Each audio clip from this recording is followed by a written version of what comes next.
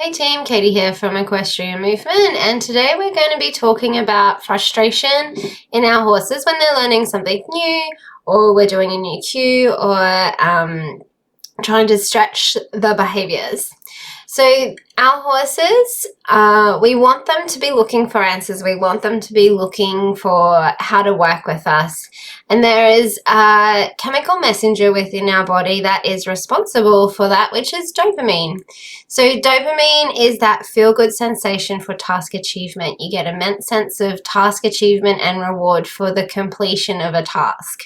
And so when we say to our horses, yep, task achieved, they get a dopamine hit.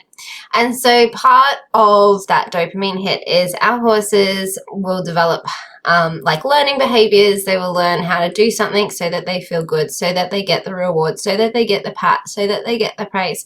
Whatever it is that you are associating that feel-good behavior to, that is how we're going to motivate them to seek the answer, to say yes to our ask, and to participate in our activities. What can happen is when we're trying to do something new and we've said, you know, to this point, this behavior is what is expected of you, and now I expect something else of you, we get what's called anti-dopamine. So anti-dopamine leads to frustration, frustration leads to anger, anger leads to aggressive tendencies in, you know, some horses. It just depends on how dopamine driven they are.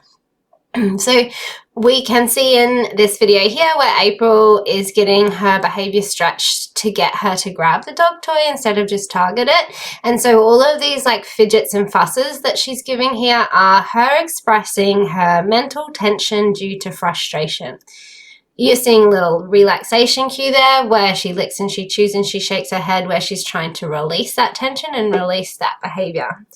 And so being able to manage our horse's frustration is an integral part of how we show up for them in training. And these frustration behaviors are going to happen in the saddle as well.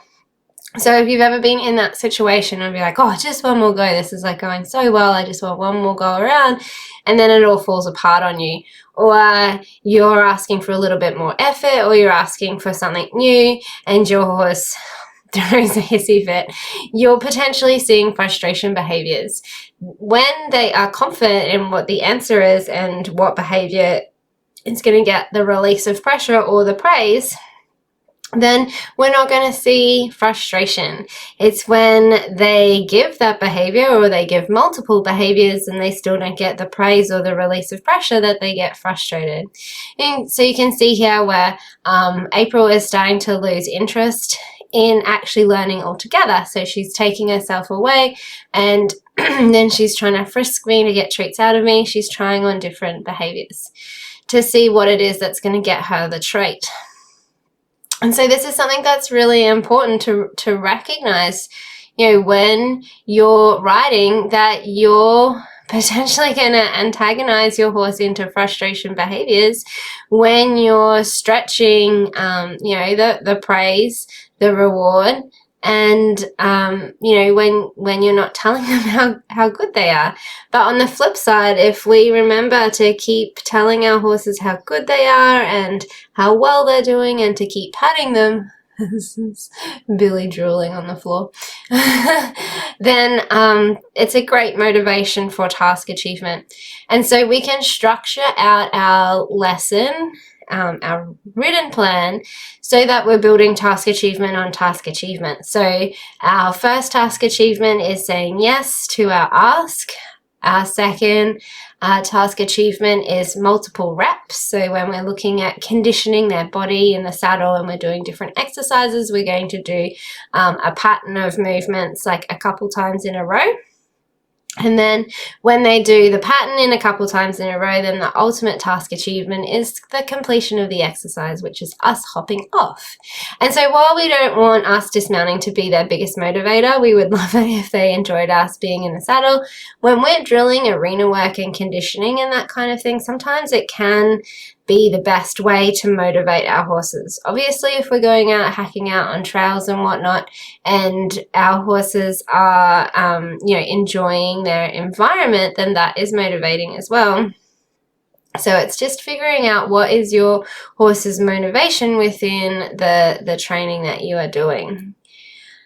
Even once our horse understands what the behavior is that is being asked of them, they still can be unsure and they can try different behaviors on. We often get told that our horse is being naughty, they're challenging us, we need to get them in trouble for it, they're testing us, those kinds of things. But really, they're just looking for the sequence of events, the pathway of consequences. If you do this, I do that, then what happens? So even once it feels like they know what the correct answer is, they can still do things that we hadn't actually wanted them to do. And it's fine. It's just about making sure that you're super clear and consistent in what you're going, or how you're going to shape the behavior, how you're going to mark the behavior, what behavior you're going to mark for, and then how you're going to motivate them to do it again, so that you're being clear and consistent in your horse and what that sequence of events is for them. You need to be really clear in it within yourself first, so that you can be clear for your horse. And then that will help you show up as a leader worth following. So when we go from, let's say in something simple like this, where we're going from touch to hold, we're going to stretch the behavior. And so while they're used to getting the treat for the target, we're not going to give the treat. We're going to change the word and we're going to change the angle of the toy so that they can differentiate. And we're going to wait until, they show a different behavior, as in like the lips start to open up a little bit around the toy. And they're not just targeting, they're not just booping it. So this happens in the saddle as well. If we're going to ask for them to maintain, longer periods of time in trot, longer periods of time in canter, more repetitions over a jump, anytime that we're looking at stretching that behavior to ask for more from our horse or to get more effort from them, we're going to see frustration, because they're saying, well, this was good enough before now, why is it no longer good enough, and how do I make it good enough? So you can see that once they understand, like with Billy here, what that stretch behavior is, then they start to become super confident in differentiating between the touch and the grab. And so we don't see as many frustration behaviors when he confidently knows what the answer is to the question that we're asking. And this is why we love games so much when it comes to training our horses. We're looking at this emotional agility and learning. How does your horse deal with the performance pressure? How does your horse deal with its frustration when it doesn't know what the answer is? How does your horse deal with the anxiety of not knowing what the answer is, or of the pressure to perform? How does your horse deal with the general stress of learning? And so this is the third step in our holistic horse handling program of emotional agility, is how are we going to make learning fun? We're going to make learning fun through games. So incorporating a way that we can be in play with our horse to get these stretch behaviors, so that we're going to keep them engaged and enjoying the work, and not just create pressure, stress, frustration, angst, overwhelm, making it fairly unenjoyable for them. So, just changing things up a little bit, getting stretch behaviors through play can, create the same environment where our horse is going to get frustrated about not knowing what the answer is, but then is also still going to find the answer. So that's the real cusp of this with our learning behaviors, is like, that the horses understand that just because they don't have the right answer doesn't mean that they have to get frustrated. It's about just trying different behaviors on, just trying something different, and keep trying something different until they find the different thing that we're asking of them. Communication with horses is so challenging. There's so much that we expect of them in the saddle. Think of your half halt where you've got your reins and your reins asking for slow and your legs asking for go. How are you going to go from, reins mean halt to a half halt means adjust your balance? So we do it in a way where we break the exercise down into reins mean slow, legs mean go, reins mean slow, legs mean go. And then slowly move those aids to get closer together until we get a hesitation of the stride.